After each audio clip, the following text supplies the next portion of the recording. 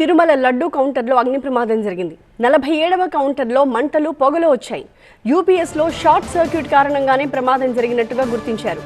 అప్రమత్తమైన టీటీడీ సిబ్బంది వెంటనే ఆ మంటల్ని అదుపు చేశారు.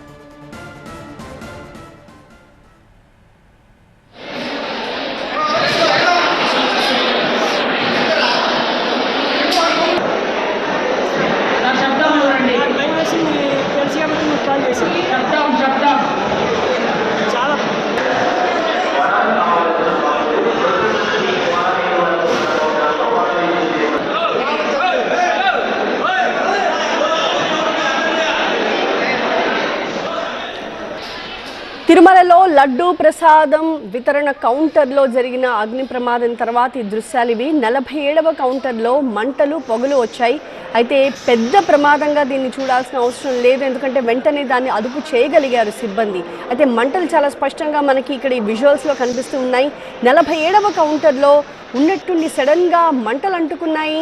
దాని తర్వాత పొగొచ్చింది.